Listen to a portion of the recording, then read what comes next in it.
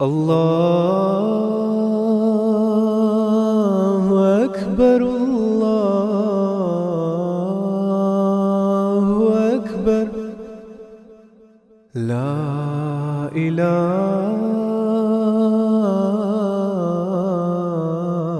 illallah.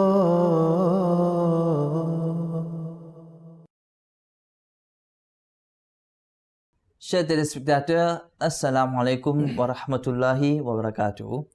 Alhamdulillah, nous avons l'occasion de se réunir encore une fois dans l'épisode de la jurisprudence, pour un nouveau épisode de la jurisprudence islamique. Nous accueillons, comme d'habitude, nos deux Mourabiyan, Mourabi Shamim et Nour Saïb. Assalamu alaikum wa rahmatullahi wa barakatuh. Wa alaykum salam wa rahmatullah. Nous voici partis encore une fois pour une nouvelle série de questions. La première question concerne les intérêts.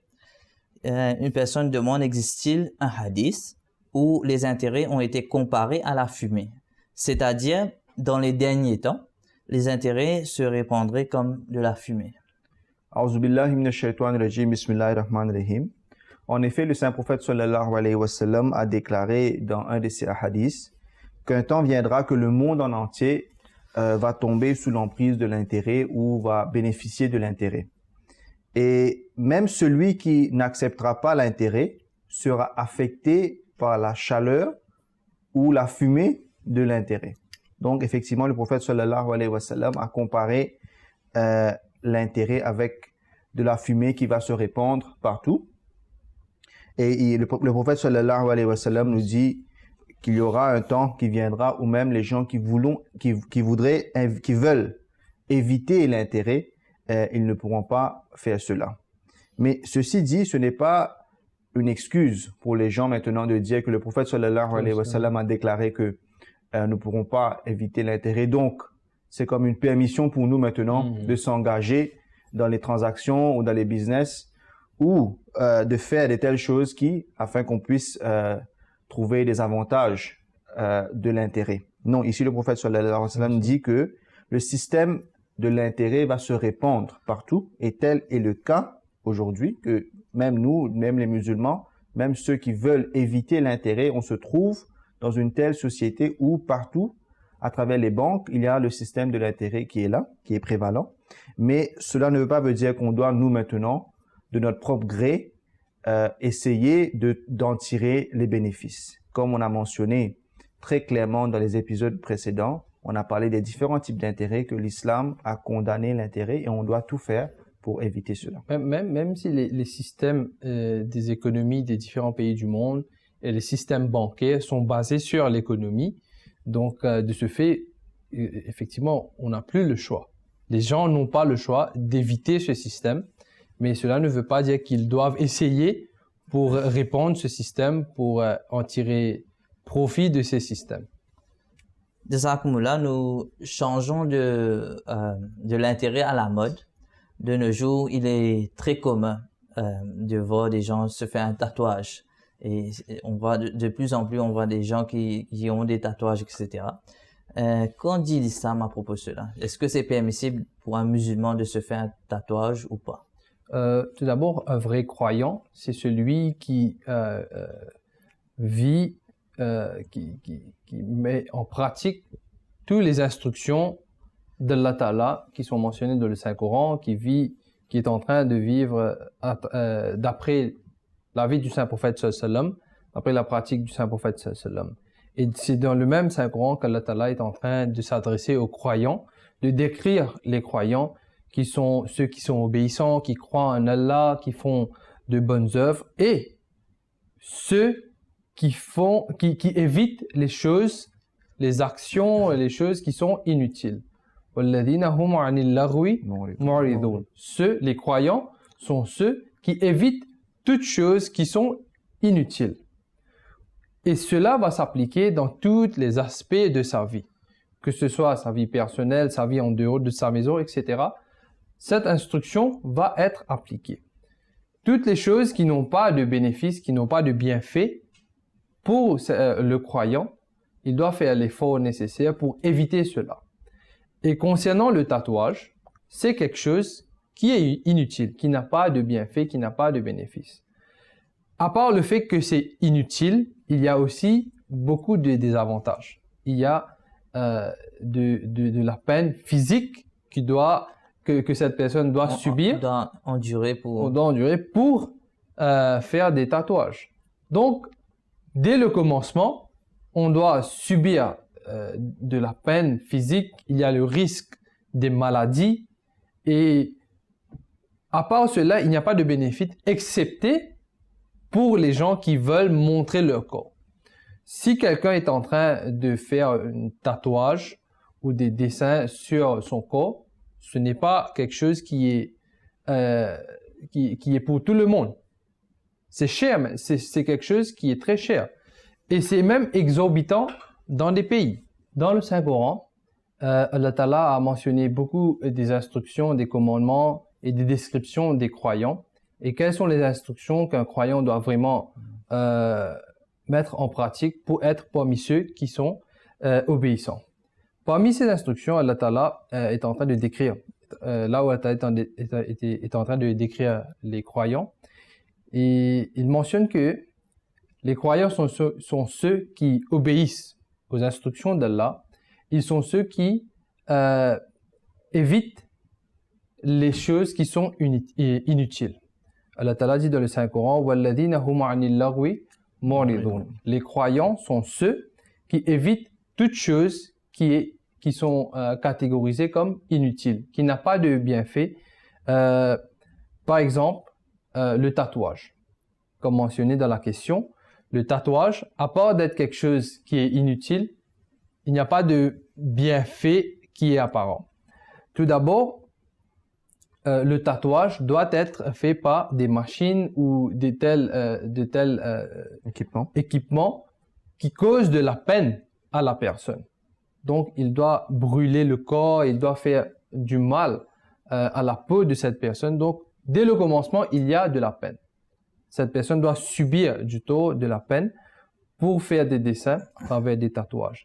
Et aussi, ce n'est pas bon marché. Le tatouage est quelque chose qui est très cher, qui est très coûteux de nos jours dans des shops, dans des magasins là où ils font des tatouages avec les machines, etc. Donc, les dépenses qui sont excessives, ce n'est pas encouragé par l'islam, par le Coran. Allah Ta'ala décrit les dépenses qui sont excessives et inutiles comme les actions de Shaitan. C'est ça que Shaitan est en train d'encourager, qu'il faut dépenser dans des choses qui sont inutiles, dans des choses mondaines. Ensuite, le tatouage est quelque chose qui est fait pour montrer le corps.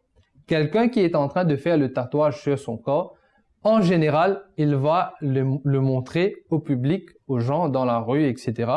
Il ne va pas le cacher, surtout après avoir subi tant de peine, du mal, et il a dépensé son argent pour vraiment faire un dessin sur son corps. Il va exhibiter son corps là où il y a le tatouage. Alors que ces choses-là sont complètement à l'encontre des enseignements de l'islam.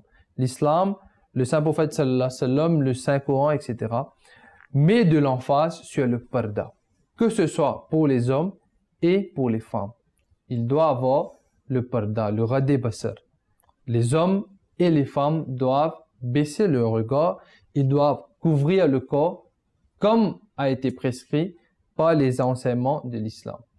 Concernant les femmes, Allah Ta'ala explique à travers le Saint-Coran, et on voit que dans la pratique, dans la vie du saint prophète sallallahu alayhi wa sallam, que les dames doivent se faire jolies, doivent s'embellir, mais pour leur mari, pour leur famille, dans leur maison, elles doivent se faire belles. Elles ont le droit de se maquiller, de porter des habits qui sont jolis, mais dans leur maison. Et non pas le contraire. De nos jours, on constate que c'est l'inverse. C'est l'inverse. Les dames, il y a beaucoup de dames, pas nécessairement toutes les dames, mais il y a beaucoup de dames qui ne s'habillent pas convenablement dans leur maison pour leur mari, pour leur famille, mais quand c'est question de sortir de leur maison pour aller rencontrer des gens, pour se promener, etc., c'est là qu'elles vont porter des habits qui sont indécents, et là, c'est là que les tatouages, etc., vont démontrer cela. Dans l'époque du saint prophète sallallahu alayhi wa sallam, on voit que à travers les hadiths, c'est mentionné que il y avait des dames. Il y avait des dames qui étaient connues pour cela, qu'elles pratiquaient le tatouage. Elles dessinaient des choses sur leur corps ou le corps des autres dames.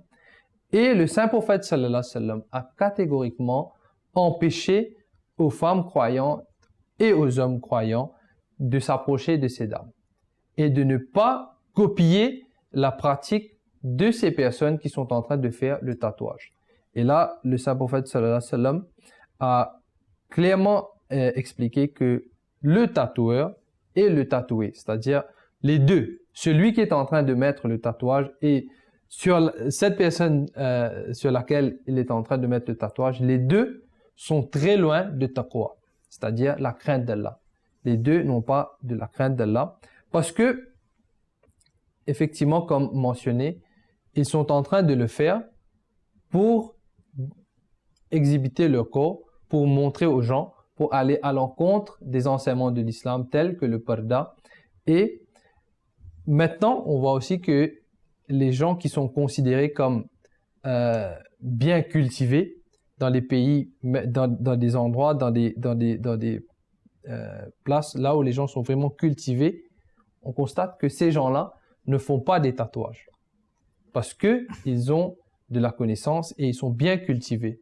C'est en général les personnes qui sont de mauvaise nature, qui veulent démontrer quelque chose, qui ont l'habitude de faire des tatouages. Donc pour un croyant ou une croyante, ce n'est vraiment pas nécessaire de faire des tatouages pour démontrer qu'ils sont en train de suivre le pas de ces gens qui n'ont pas des manières qui ne sont pas cultivées. Toujours, nous sommes dans la même tendance à propos de la mode. De nos jours, il y a une autre mode qui est commune, c'est que les gens font des piercings un peu partout dans différentes parties du corps. Que dit l'islam à propos de cela? En effet, l'islam nous enseigne que la société est divisée en deux parties, les hommes et les femmes.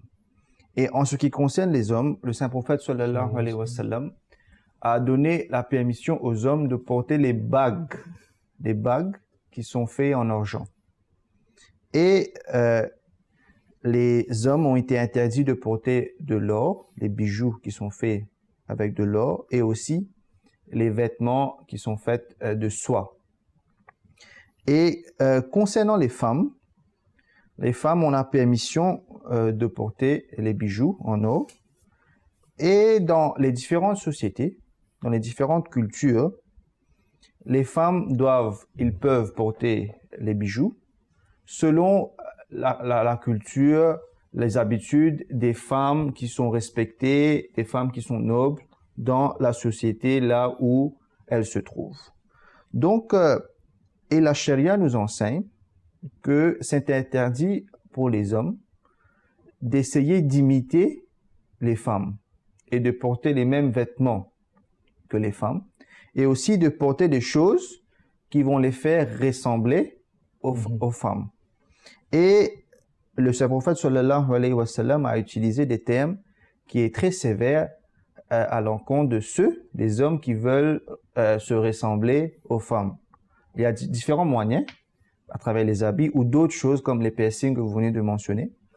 Et c'est bon de mentionner qu'il y a des choses qui démarquent les hommes des femmes. Parmi, il y a les habits et aussi il y a les bijoux.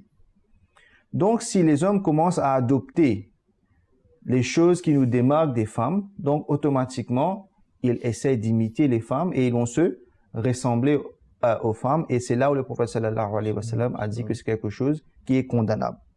Et la même chose pour les femmes aussi, qu'elles ne doivent pas essayer de se ressembler ou d'imiter les hommes. Il y a des vêtements qui ont été faits, qui est dans les différentes sociétés, dans les différentes cultures, qui est réservé aux femmes. Et la même chose en ce qui concerne les bijoux et les piercings. Donc, pour résumer le tout, le prophète sallallahu alayhi wa sallam nous a dit très clairement qu'il doit avoir une distinction entre les hommes et les femmes dans la société. Et toute chose que nous voulons adopter, on doit avoir cela en vue. Et en ce qui concerne les bijoux, les hommes ont eu la permission de porter les bagues qui sont faites en argent. C'est là la permission que les hommes ont. Donc, c'est à nous de voir maintenant là où nous sommes, là, dans la société où nous vivons. Les hommes, ils doivent s'habiller de la façon dont les hommes qui sont respectés s'habillent. Et la même chose s'applique pour les femmes. Jazakumullah. Maintenant, nous poursuivons l'épisode. Nous changeons de la mode, les mauvaises habitudes, en une bonne habitude qui est la sadqa et le khairat. Une personne demande une question quelle est la différence entre la sadqa et la khairat?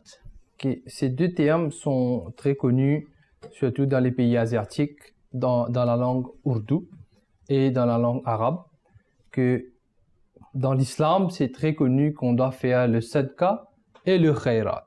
Donc, ce sont deux termes qui sont utilisés couramment dans les enseignements de l'islam. Donc, dans les mots arabes, il n'y a pas de grande différence de faire le sadqa ou le khairat. En général, on traduit on les traduit comme faire de la charité. On est encouragé de faire la charité, de donner de l'aumône, de la charité. Les deux mots qui sont utilisés, c'est sadqa et khairat. Donc, concernant le khairat, c'est l'action de faire quelque chose de bien. Des bonnes œuvres est connu comme le khairat. Que ce soit faire des bonnes œuvres en faisant de la charité, donc l'aspect financier est mentionné ici, ou dans des autres formes ou façons. Concernant le sadqa, le mot khairat, on a mentionné, c'est dérivé du mot khair, le bien, faire le bien. Le mot sadqa vient du mot sidq, la vérité. Donc, c'est généralement utilisé pour faire des sacrifices financiers, mais dans les hadiths, le mot sadqa a été utilisé pour beaucoup d'autres choses. Faire le bien tel que le zikr ilahi, le rappel d'Allah Ta'ala est aussi connu comme sadqa, faire le tasbih et d'autres bonnes œuvres telles que, comme on vient de mentionner. Si je me trompe pas, il y a même un hadith qui dit le sourire, c'est un sourire à quelqu'un, c'est un sadqa. C'est un sadqa. Donc, il y a différentes formes de faire le sadqa, incluant l'aspect financier, c'est-à-dire faire de l'aumône, de la charité. Concernant dans les hadiths, pour mieux expliquer cela, le saint prophète sallallahu alayhi wa sallam a été rapporté de dire que sur chaque croyant, sur chaque personne, chaque matin qu'il va se lever, le sadqa est obligatoire sur chaque partie de son corps. Donc, seulement sur ce hadith, on constate que comment est-ce qu'on peut faire de l'aumône si cela concerne seulement l'aspect financier, comment est-ce qu'on va faire de l'aumône concernant chaque partie du corps? Alors que le corps est constitué de plusieurs parties, et si on veut vraiment faire une action, bouger quelques parties du corps, cela ne va pas être possible sans l'aide des autres parties du corps.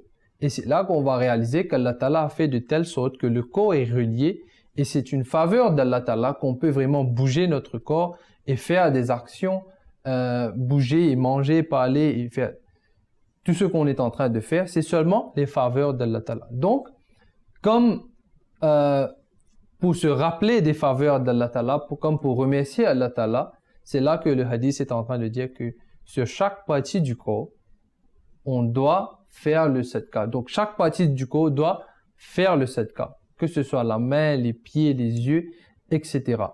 Donc, le sadqa et le khairat ont les mêmes significations,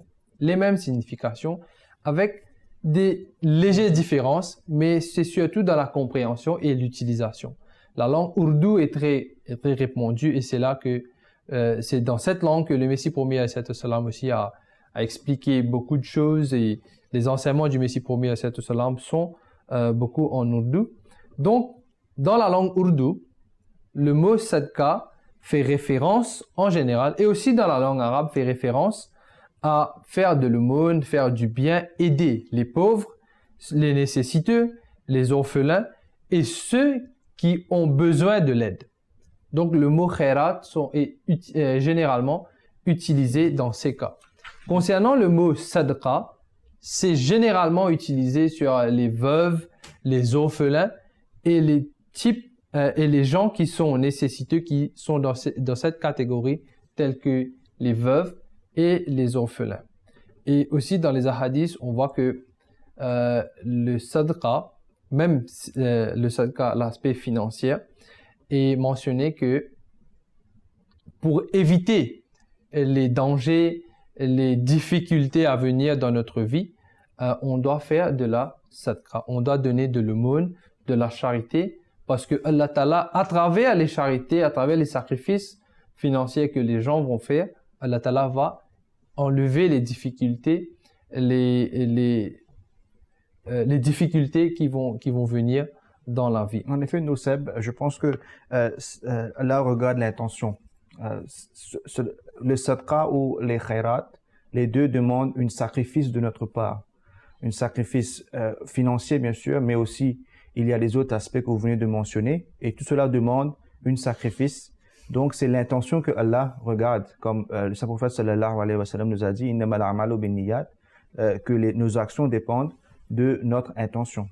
Et concernant l'intention, on voit que dans les hadiths, le Saint-Prophète sallallahu alayhi wa sallam, à maintes reprises, a conseillé aux sahaba, aux croyants, que avant de faire un travail quelconque, il faut faire le sadqa, il faut faire de la charité. Et c'est là que le hadith innamal a'malu binniyat, c'est-à-dire on a l'intention de faire quelque chose de bien, donc dans le chemin d'Allah, on est en train de dépenser quelque chose, on est en train de dépenser de l'argent, etc. Et il y a des mauvaises interprétations qui sont aussi courantes dans différentes cultures, dans différents pays, et c'est basé sur les hadiths qu'on vient de mentionner, que pour enlever les difficultés, par exemple, il y a des gens qui voient des mauvais rêves, et là, d'après les hadiths, le Prophète sallam a dit que il faut donner de la charité le matin si vous avez vu des rêves qui sont pas des mauvais rêves. Et là, les gens ont compris cela. Il y a des gens qui ont mal interprété cela, que si on va donner de la charité, donc Allah Ta'ala va enlever les difficultés de notre vie et va les remplacer dans la vie des gens à qui on a donné de l'argent. Donc cela sont des mauvaises interprétations. Des interprétations très loin de l'islam aussi. C'est très loin de l'islam. Et aussi, c'est bon de noter que ce n'est pas nécessaire de mentionner à quelqu'un qu'on est en train de vous donner de la charité, qu'on est en train de faire le sadqa. Donc, ce montant est pour vous parce que, par exemple, on a vu des rêves où il y a des difficultés dans notre vie. Donc, on est en train de faire la charité, on est en train de vous donner de la charité. Donc, ce n'est pas nécessaire de mentionner ces choses-là. Ça peut blesser les sentiments de l'autre qu'on donne. Une question un peu différente, que certains musulmans non ahmadis disent qu'une femme juive a pratiqué de la magie sur le Saint-Prophète sallallahu alayhi wa sallam. Pouvez-vous nous éclaircir à ce sujet? S'il y a une femme juive ou des gens qui ont pratiqué de la magie sur le prophète sallallahu alayhi wa sallam, ils ont le droit de faire cela, ils peuvent essayer de faire cela. Mais la question qu'on doit se poser, est-ce que la magie que ces gens ont essayé de pratiquer, est-ce que le prophète sallallahu alayhi wa sallam est tombé sous l'effet de ces choses? Il y a des récits qu'on retrouve dans quelques hadiths, et il y a là les musulmans aussi, malheureusement, qui pensent que le prophète sallallahu alayhi wa sallam était sous l'effet de la magie d'une femme juive, et le prophète sallallahu alayhi wa sallam est resté dans cet état pendant plusieurs jours. Et il avait même tendance d'oublier des choses pendant cette période de temps. Et c'est là quelque chose qui est inadmissible. Pourquoi? Parce que la première des choses, si on a cette croyance que pendant quelques jours, le prophète sallallahu alayhi wa sallam était sous l'effet d'une personne quelconque, notre certitude sur l'authenticité des paroles du Exactement. prophète sallallahu alayhi wa sallam sera affectée. Sur les enseignements de l'islam que nous Exactement. avons. Pendant sera- ces jours où le prophète sallallahu alayhi wa sallam était sous l'emprise de la magie de cette personne, na'uzubillah, qu'en est-il des versets coraniques qui étaient révélés? Qu'en est-il des hadiths que le prophète sallallahu alayhi wa sallam les conseils que le prophète sallallahu alayhi wa sallam a donnés aux compagnons pendant ces jours? Donc, on va voir que les paroles du prophète sallallahu alayhi wa sallam seront en doute.